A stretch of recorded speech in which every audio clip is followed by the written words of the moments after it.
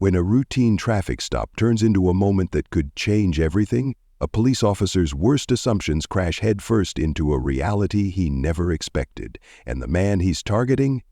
He's the one who holds this officer's future in his hands. The sun dipped lower over Atlanta, casting golden streaks across the sky as the city buzzed with life. James Carter, a well-dressed black man in his early 40s, exhaled as he loosened his tie. It had been a long day, and all he wanted was to get home. His sedan glided smoothly through traffic, the soft hum of the air conditioning filling the cabin as he adjusted the vents. The faint sound of jazz played from the radio, a calming contrast to the city's evening rush. As he approached an intersection, the traffic light flickered from yellow to red. He slowed to a smooth stop. Then, red and blue lights exploded in his rearview mirror. The sharp wail of a siren sliced through the air. James frowned, his hands instinctively gripping the wheel. He knew he hadn't done anything wrong. Still, he signaled and pulled over to the side of the road, rolling down his window as the police cruiser came to a stop behind him. A tall, broad-shouldered officer stepped out, adjusting his belt with the confidence of a man who was used to being in charge. Officer Daniel Briggs, mid-30s, with a buzz cut and sharp blue eyes, exuded authority as he approached the driver's side. "License and registration," Briggs said, his voice clipped, the weight of command unmistakable. James moved deliberately, his motions steady as he reached for his glove compartment. He wasn't about to give this officer any reason to escalate. Without a word, he handed over his license and registration. Briggs took them, studying James closely. His gaze wasn't just assessing the documents, it was searching for something. Briggs stepped forward. "Do you know why I pulled you over?" Briggs asked, leaning in slightly. James met his eyes through the side mirror. "I'm not sure, officer," he said, his tone polite but unwavering. "You didn't come to a full stop at the light," Briggs stated, but there was hesitation in his voice, like he wasn't convinced of his own words. James frowned slightly but nodded. I see. I thought. I slowed down in time, but I understand." Briggs didn't respond immediately. Instead, he lingered, narrowing his eyes as he studied James more closely. This wasn't just a routine stop anymore. At least, not for Briggs. The way he stood shifted, his stance more rigid, his scrutiny sharper. The officer glanced down at the license again. "You're not from around here, are you?" he asked, his tone laced with something unspoken. James hesitated for a brief second. "I moved here a few months ago. My address is on the license." But Briggs wasn't really listening. His questions had taken on a different edge. This wasn't about a traffic violation anymore. James could feel it, the shift in energy, the way Briggs was looking at him. This wasn't about a rolling stop. "Where are you headed in such a hurry?" Briggs asked, leaning in closer now. "Just going home," James replied, his voice calm and steady. But Briggs wasn't just seeing a driver anymore. He was seeing something else, something that, in his mind, warranted suspicion. The tension in the air thickened, but James didn't flinch. He'd been here before. Little did Briggs know, the calm exterior wasn't naivete, it was control. This was just the beginning. Briggs took a step back, deliberately folding James's documents with exaggerated slowness before tucking them into his chest pocket. Then he squared his shoulders, his expression shifting into something smug. "Step out of the car for me," he ordered. James's grip on the steering wheel tightened for half a second before he released a quiet breath. His expression remained unreadable. "Is there a specific reason for that, officer?" His tone was measured, controlled. Briggs's lips twitched, but he masked it quickly. "I asked you to step out of the car," he repeated. "You don't want to make this harder than it has to be." The threat wasn't direct, but it was there, hanging in the air between them. James inhaled slowly, then opened the door. Briggs's eyes flicked over him, scanning, assessing. James Carter stood a little taller than the officer, his build strong but unthreatening. His tailored suit spoke of professionalism. His polished shoes hinted at precision. And yet, none of it seemed to matter. Briggs gestured toward the hood of the car. "And hands where I can see them." James complied, his movements steady. "Is there something specific you're looking for, officer?" Briggs smirked faintly. "Just routine. We've had some incidents around here. You can never be too careful." James turned his head slightly, locking eyes with him. "Incidents involving men in business suits driving sedans?" His voice was smooth, deliberate. "Or does this have to do with something else?" The question hit like a punch. For the first time, Briggs faltered, and James saw it. The power dynamic was shifting. But this was far from over. James Carter's tailored suit suggested professionalism. His polished shoes hinted at someone meticulous and careful. Yet, none of that seemed to matter. Briggs gestured toward the front of the car. "Hands where I can see them." James complied, his movements calm and deliberate. "Is there something specific you're looking for, officer?" His voice was even, steady. Briggs smirked faintly. "Just routine. We've had some incidents around here. You can never be too careful." James turned his head slightly, locking eyes with him. "Incidents involving men in business suits driving sedans?" His words were smooth, almost casual, but the weight behind them was unmistakable. Or does this have more to do with something else? The question landed like a punch. For the first time, Briggs faltered. He straightened up, his hand drifting toward his belt, not out of necessity but out of reflex. "Watch your tone," he warned, his voice hardening. James didn't flinch. "I'm simply asking a question." There was no defiance in his tone, no hostility. Just a quiet firmness that seemed to unsettle the officer. Briggs leaned in closer, his blue eyes narrowing. "You seem awfully familiar with how this works. You got something to hide?" James let the silence stretch, a deliberate pause, before replying. "No, officer, I just believe in being clear about the reasons for an interaction like this. Transparency, you know?" Briggs scoffed but didn't reply. Instead, he took a step back, pacing a small circle in front of the car. Something about this wasn't sitting right with him. James wasn't reacting the way he expected. No fear, no stammering, no nervous fidgeting. Instead, there was control, poise, and a calmness that put Briggs on edge. "You seem pretty confident," Briggs muttered, almost to himself, "like you think you know what's going to happen next." James didn't take the bait. Instead, he tilted his head slightly. "Confidence isn't the issue here, officer," he said.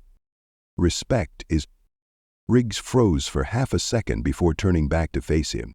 The smirk was gone, replaced by something sharper, almost defensive. He opened his mouth to reply, but the words didn't come out. James's composure was throwing him off balance, and he didn't like it. The silence stretched, thick with tension. It was almost electric. Briggs was starting to realize this wasn't going to play out the way he expected.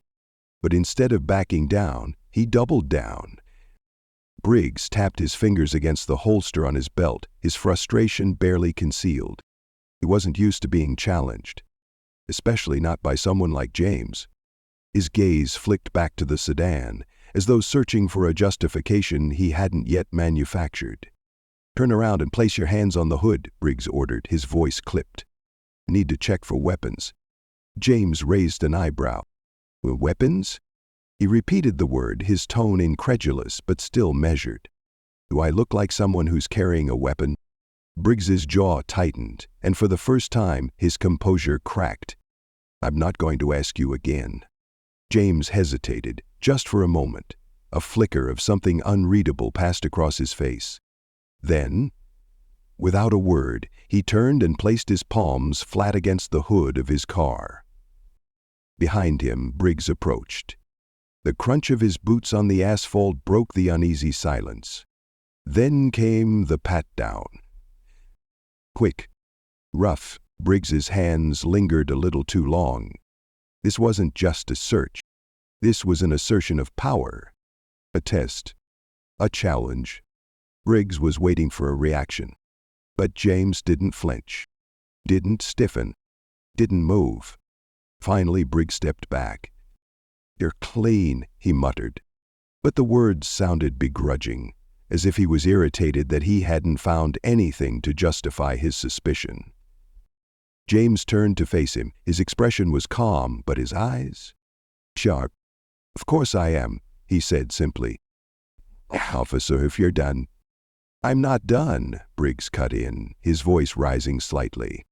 The words tumbled out too quickly, betraying his need to stay in control. "You seem to know a lot about what I can and can't do," Briggs said. "Care to explain why?" James folded his arms, his posture relaxed despite the tension crackling between them.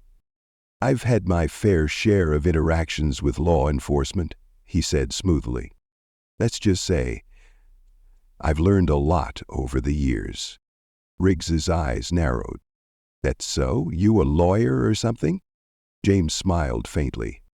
"Or something." The ambiguity in his answer seemed to irritate Briggs further. The officer took a step closer, invading James's personal space.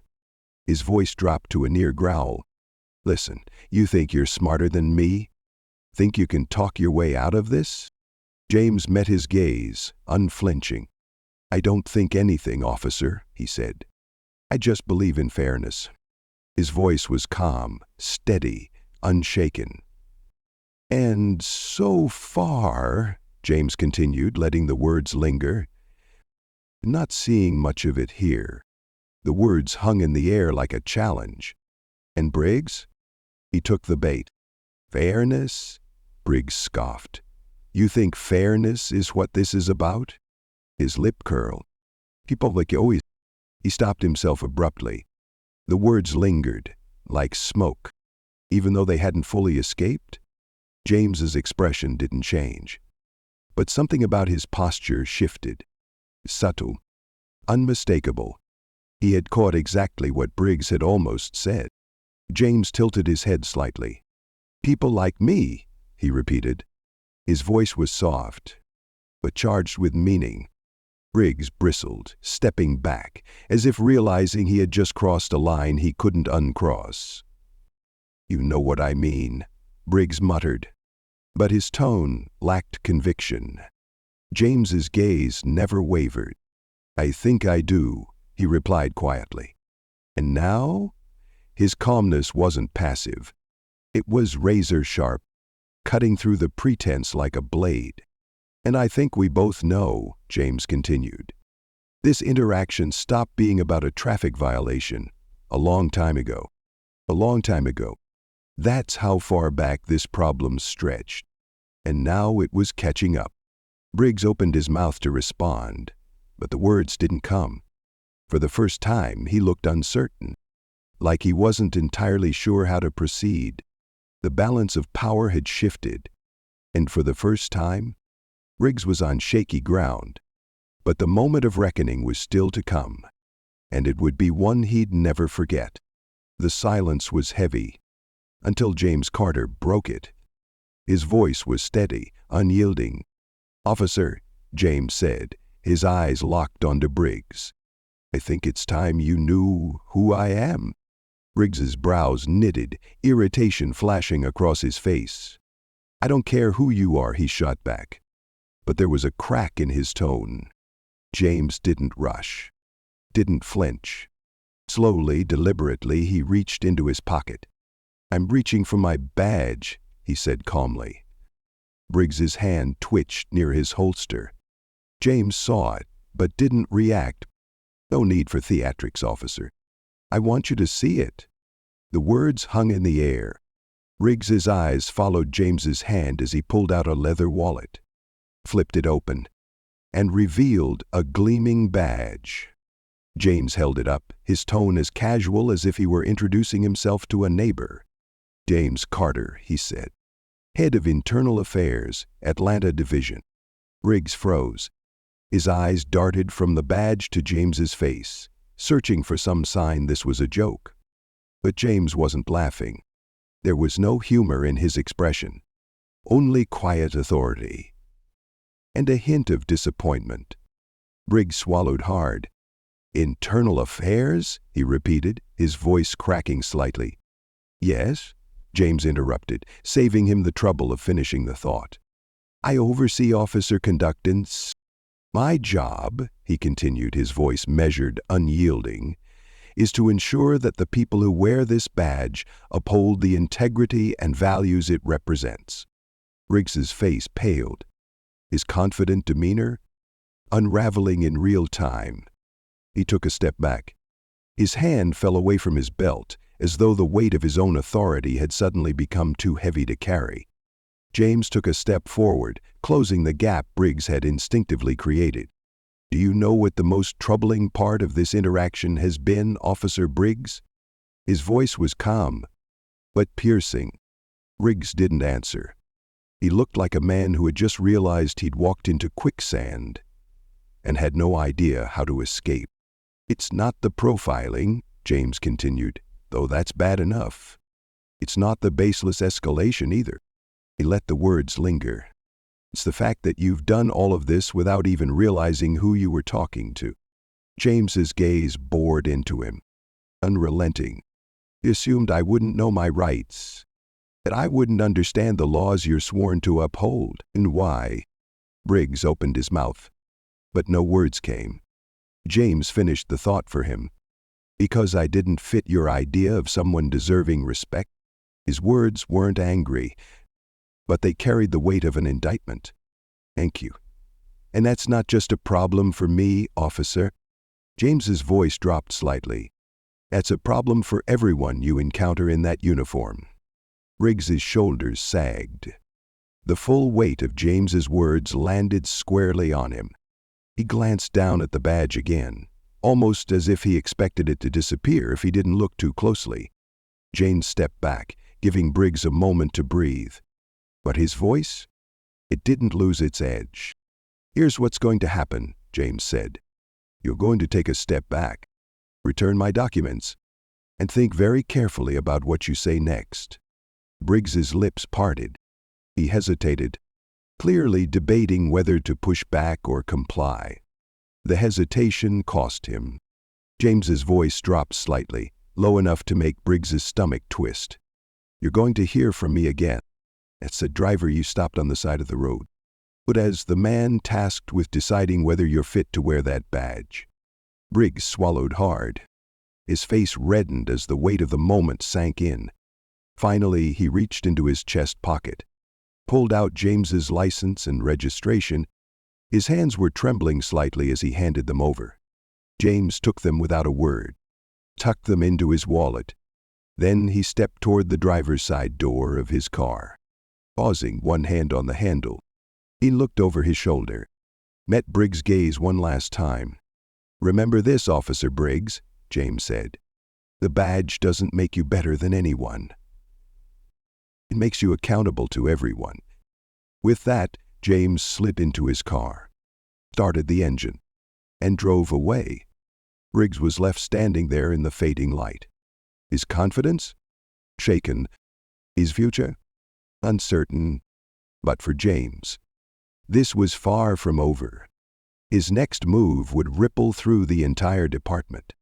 The drive home was quiet, but James's mind? It was anything but. The encounter played over in his head, not because it was unique, but because it wasn't. Briggs wasn't the first officer James had dealt with like this, and he knew he wouldn't be the last. But this time, things would be different, because this time James had the authority to act. Excessive stops, unanswered complaints, warnings ignored. James Carter had seen it all before. Briggs wasn't just a bad cop. He was a symptom of a disease that had been left untreated for far too long. James leaned back in his chair, fingers steepled, eyes dark with thought. This wasn't just about Briggs.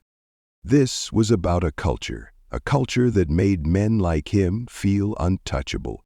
And if there was one thing James knew, cultures like that don't change on their own. You have to burn them down. A sharp knock on the door snapped him from his thoughts. His assistant, Linda, stepped in, a stack of reports clutched to her chest. "Morning, Mr. Carter," she said, her voice laced with urgency. "I've got the misconduct summary from last month. Also, Chief Daniels wanted me to remind you about the department review next week."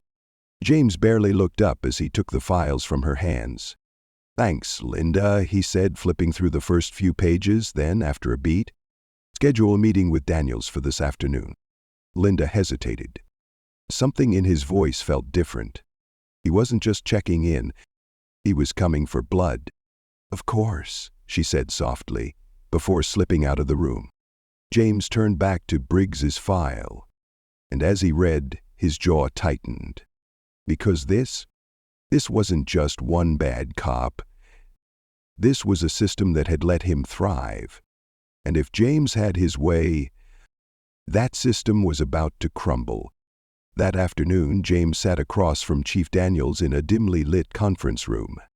The air between them was thick. Daniels, seasoned, graying, a man who had seen too much, leaned back, arms crossed, watching James carefully. "I could have ignored it," James said, his voice low but sharp. "I could have brushed it off as just another traffic stop gone wrong. But that would have been a mistake." Daniels exhaled slowly. "This isn't the first time Briggs' name has come up," he admitted, rubbing his temples. "We've always handled it internally, quietly." James's fingers tapped once, just once, on the table. "And that," he said, his voice like a knife, "is exactly the problem." Daniel stared. Because deep down, he knew James was right. Quiet doesn't fix anything. Quiet lets it keep happening. James leaned in, locking eyes with Daniels. "Time to be loud." Daniels inhaled sharply. "You're going to ruffle some feathers with this." James's answer was immediate. "Good. It's about time someone did." What started as one stop, one cop, one moment became something much bigger. James didn't let up. He compiled the data. He dug into the records. He met with officers, the good ones and the bad ones. And most importantly, he went to the people, the ones who had been silenced, the ones who had stories just like his. The Briggs incident, it became a catalyst, a turning point, a reckoning. And Briggs wasn't laughing anymore. Not when he sat across from James in an internal hearing. Not when he squirmed under the scrutiny of men who now knew exactly who he was. Not when he was handed a suspension, one that James knew was just the beginning of the end. But this was never just about Briggs.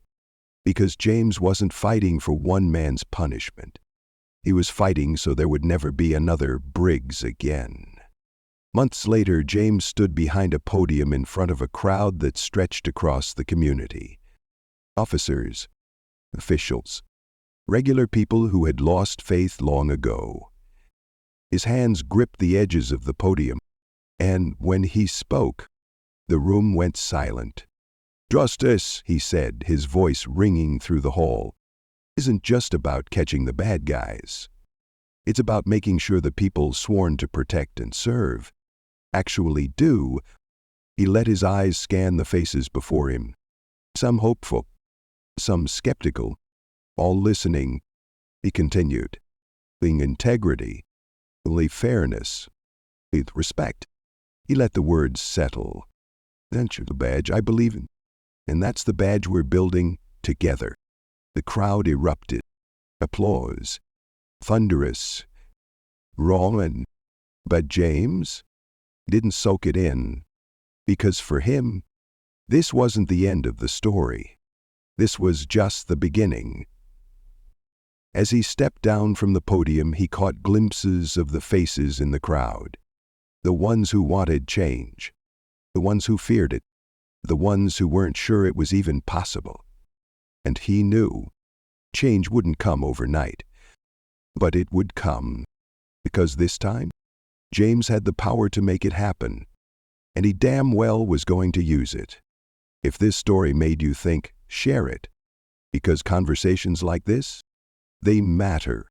And conversations that matter lead to change. Subscribe for more stories that challenge us, that push us, that remind us of what we're capable of. When we refuse to stay silent,